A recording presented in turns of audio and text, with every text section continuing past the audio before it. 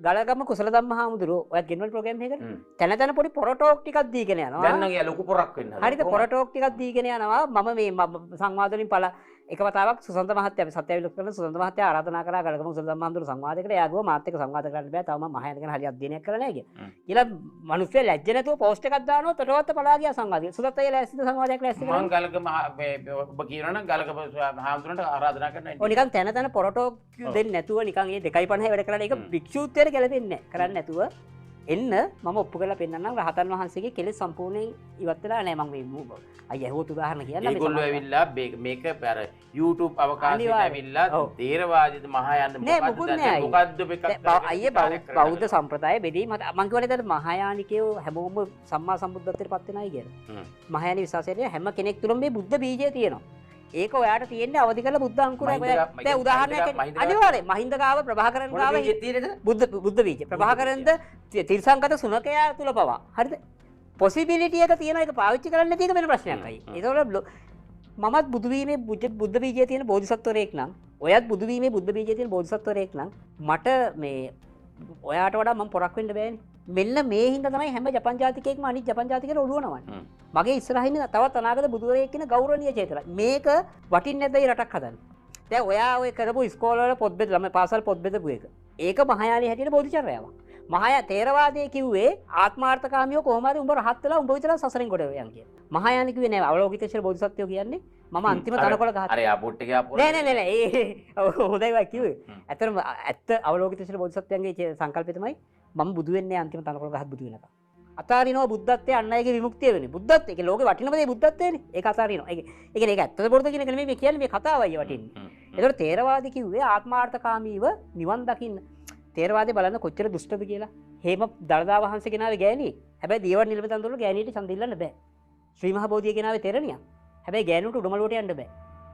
මොන ආගම්ද අයියේ? ඊට පස්සේ මට වෙනකද ඉන්දියන් කාර්යයක් කියනවා බුදුහාඳුරු අපේ මේ ඊට පස්සේ තොපි අපේ දන්ත ධාතුවා කියලා ගිහිල්ලා අපිට බලන්න යනකොට අපෙන් සල්ලි ගන්නවා. ඉතින් අයියේ දැන් මං කියන්නේ මේ මොන කාන්තාවක් වීම මත ඇයට ඇය විසින් තෝරා නොගත් සබාදහමේ වර්ණයෙන් ලැබිච්ච මේ ඔසප් චක්‍රය මත කාන්තාවකට ආගමික අයිතිය නැති කරනවා නම් ඒ කවර අර අනුර කුමාරගේ වචනෙන් අහනවා කවර වර්ගය ආගමද මේ? කල්පනා කරලා බලන්න. මේ ආගමද? මහායානයේ පොතක් තියෙනවා බෝධිචර්ය අවතාරය කියලා. ඒ බෝධිචර්ය අවතාරයේ මුළු පොතම ශාන්ති දේවපාදයන්ගේ කියන්නේ මම කොහොමද අනිත් අය වෙනුවෙන් දිය වෙන්නේ? අනිත් අය වෙනුවෙන් ඒකේ 3 වෙනි පරිච්ඡේදයේ 8 වෙනි 9 වෙනි ශ්ලෝක තමයි මට පුළුවන් නම් වැස්සක් වෙන්න වහින්න නැති ගමකට. මට පුළුවන් නම් කෑමක් වෙන්න කෑමක් නැති මේ ශාන්ති දේවපාද හාමුදුරුවන්ගේ අවංක සිතුවිලි මේ.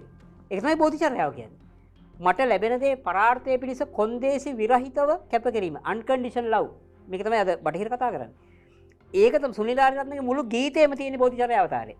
ඒතර තේරවාදීන්ගේ ශ්‍රේෂ්ඨම ග්‍රන්ථය වෙන විසුද්ධි මාර්ගයේ සුදත්තයි කියනවා නිවන් පිණිස රහතන් වහන්සේ වඩන ආත්මාර්ථකාමී සීලය මධ්‍යමයි බුද්ධත්වයේ පිණිස සියලු සත්වයා සසරින් එතර කරවීම පිණිස බෝධිසත්වයා වඩන සීලය ශ්‍රේෂ්ඨයි කියන්නේ. මේ තේරවාදී ග්‍රන්ථය කියන්නේ. ඒ නිසා මහායානිකයා කියලා කියන්නේ සම්මා සම්බුද්ධත්වයේ විශ්වාස කරන කෙනෙක්. වේකන්සිස් ප්‍රශ්න නැහැ. ගොඩක් අය හිතනවා මේ බුදු වෙන එක මේක එක ලෝකයක එක බුදුරයි පහළ වෙන්නේ කියලා. දැන්ට සයන්ස් වලින් හොයාගෙන තියෙන්නේ මේ අපි ශීලපතේ විතරක් මේ මිල්කි වේ එකේ විතරක් ජීවයට සුසු ග්‍රහලෝක තියෙනවා කෝටි 4000ක් බිලියන 40ක්. ඒ නිසා වේකන්සිස් ප්‍රශ්නයක් නැහැ. අපි try කරන්න තියෙන ප්‍රශ්නයක් තියෙන්නේ. දැන් මහායානයේ කියනවා මේ දැන් අපි සිද්ධාර්ථ ගෞතම එක බුදු කෙනෙක් විතරයිනේ අපි කියන්නේ. සද්ධර්ම පුණ්ඩරික සූත්‍රයේ තියෙනවා අයියේ ගෞතම බුදුරජාණන් වහන්සේගේ කොපීස් පිටපත් අනන්ත සංඛ්‍යාවක් විශ්වයේ වෙනත් ග්‍රහලෝකවල තියෙනවා කියන.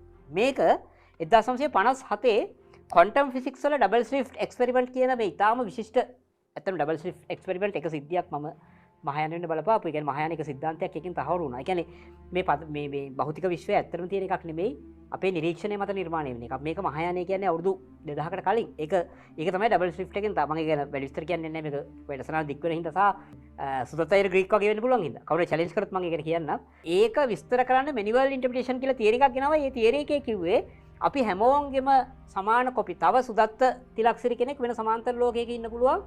මේ වෙලාවේ මහින්ද රාජපක්ෂ කඩේ යන. සීරියස් නෑ විහිළුව නෙමෙයි. මේ මම එහෙ මහින්ද රාජපක්ෂ කෙනෙකුත් ඉන්න පුළුවන් එහෙ. ඔව් එහෙ සමහරවල්ලාට අනුර කුමාර දිසානායකලා හොරකම් කරනවා වෙන්න පුළුවන් මහින්ද හොරකම් කරනවා නෑ විහිළුව නෙමෙයි. මේක ඔව් ඉතින් අපිට අයි පරක් දෙන්නේ. මේක තමයි තියරි එක. ඒ කියන්නේ එක සිද්ධියකට අදාළ වෙන්න පුළුවන් පොසිබිලිටිස් තියෙනවා. වෙන ප්ලැනට් එක මහින්ද මේ වෙලාවේ ජනාධිපති වෙලා අනුර කුමාර හොරකම් කරලා අල්ලන්න වෙන්න පුළුවන්. ඔව්. ඔව්. ඒ කියන්නේ ඒක තමයි තීරක කියන්නේ. ඒ කියන්නේ එක පුද්ගලයෙක්ගේ ජීවිතයේ සිද්ධ වෙන සිද්ධියට අදාළ සියලුම possibilities ඒ වෙලාවේ වෙනත් parallel මේ world වල වැඩ කරනවා. මේක මේ සුරංගනා කතාවක් නෙමෙයි.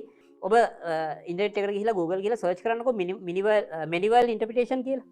මේක මේ quantum physics මේ තහවුරු ඒ කතාව තමයි අර සද්ධර්ම පුණ්ඩරික සූත්‍රයේ තියෙන්නේ ගෞතම බුදුන් වහන්සේගේ පිට මේ වගේම ඒ හා සමාන වෙනත් ඒ නමම තියෙන ඒ විදිහෙන් බුදුවරු වෙනත් ලෝකවල ඉන්න පුළුවන් කියන. ඊළඟට අයියා හරි ලස්සන එකක් තියෙනවා සද්ධර්ම පුණ්ඩරික සූත්‍රයේ තියෙනවා මේ මම මේ මහායාන කියන පැහැදිලි තියෙන මේ සිල්ලර කරුණු මේ මම කියන්නේ දාර්ශනික ඒවා අපි මේ වෙලාවේ කිව්වොත් මේ වැඩසටහන බෝරින් වෙන හින්දා. එක පිටසක් වල බෝධිසත්වරයෙක්ට ඕන වෙනවා මේ ගෞතම බුදුහාමුදුරුවෝ හම්බ වෙන්නේ. ශාක්‍යමුනි සිද්ධාර්ථ ගෞතම බුදුන් වහන්සේ හම්බ වෙන්න ඕන වෙලා ඒ ග්‍රහ ලෝකේ බුදුහාමුදුරුවෝ ගිහිල්ලා කියනවා මං යනවා ශාක්‍යමුනි ගෞතම බුදුන් වහන්සේ දකින්න කියලා. ඒතකොට කියනවා ඔයා යන සභාලෝක. සභාලෝකේ කියන්නේ ඒගොල්ලෝ මේ අපේ පෘථිවියට කියන නමයි. ඒ කියන්නේ වෙන වර්ල්ඩ් එක. ඔයා යන සභාලෝකේ හරිම මේ නොදියුණු ලෝකයක්. හරි පාරක්වත් නැහැ. හරි අපිරිසිදු ගඳ ගහන ලෝකයක්. හැබැයි ඔයාට hinaයයි. hina වෙන්න එපා. මොකද ඔබ මතක තියාගන්න. මේක බුදුවරයෙක් වැඩ ඉන්න ලෝකෙක. මේ තියෙන්නේ මොකක්ද දන්නවද? අපි හෙලිකොප්ටර් view ගැන කියන්නේ උඩ ඉඳලා බලන එක. මේ තියෙන UFO view. ඒ කියන්නේ ඊටාම දියුණු තලයක ඉන්න පිටසක්වල ජීවියෙක් පෘථිවියට ආවොත් පෘථිවිය දකින්නේ කොහොමද? මෙන්න මේ වගේ ඊටාම දියුණු මනස්කාන්ත සිද්ධාන්ත රාශියක් අපිට හම්බ වෙනවා මහායාන ඇතුළේයි. මේ මම මේ එකක් දෙකක් කිව්වේ. ඔබ ඒ නිසා ඔබ තෝරගන්න. ඔව් ඒ වගේ ගොඩක් කාරණා නිසා. දැන් අපේ තියෙන තේරවාදී බුදුදහම මේ ප්‍රැක්ටිස් කරන රටක් නේ මේක.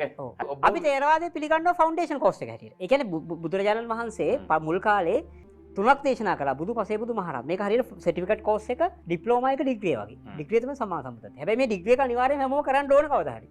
ඒ කියන්නේ අපි හැම කෙනෙක්ම සම්පූර්ණයෙන් සසරෙන් එතර වෙන්න නම් අර මං කියවනේ අර මේ අන්කන්ෂස් මයින්ඩ් එක. මුහුදේ අයියා මේ පාවෙන අයිස්කන්ධක 10න් 8ක් 9ක් විතරම තියෙන වතුර යටනේ. ඒ යට කැල අපිට පේන්නේ නැහැ. ඒ වගේ අපේ මනසේ 10න් 8ක් විතර තියෙන මෙන්න මේ ආලේ විඥානේ නැත්තම් සිග්මන්ඩ් ෆ්‍රොයිඩ් කියන අන්කන්ෂස් මයින්ඩ් එකේ.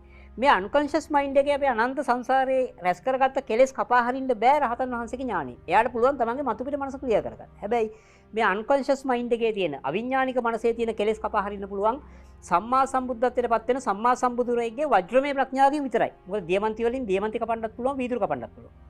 ඒ නිසා අනිවාර්යයෙන්ම කවුරු හරි මේ භව චක්‍රය අවසන් කරනවා නම් එයාට කැමැත්තෙන් හෝ අකමැත්තෙන් සම්මා සම්බුද්ධත්වයට පත් වෙන්නම වෙනවා. ඒකයි මම කිව්වේ කවුරු හරි තේරවාදී භික්ෂුන් වහන්සේලා මේක වැරදි කියලා කියන්නේ. තේරවාදී අපි වැරදි කියලා කියන්නේ නැහැ. තේරවාදය ඇවිල්ලා ෆවුන්ඩේෂන් කෝස් එක. සෝරි සර්ටිෆිකේට් කෝස් එක. හැබැයි මේ මේවා ආందోලනාත්මකයි. මම වගකීම් බාර ගන්නවා. ඔබ වගකීම් බාර ගන්න ඕන. හැබැයි කතා කරන්න හැකියාවක් තියෙන කෙනෙකුට අවකාශය දෙනවා. අනිවාර්යෙන් මේ වැඩසටහනට සහභාගී වෙන්න. ඒක ඔබ විශේෂයෙන් මම ආරාධනා කරනවා අර පොරටෝක් දීලා නිකන් මේ 2:50 වැඩ කරන්නේ නැතුව ගලගම කුසල ධම්ම හඳුනන සංවාදයකට එන්න.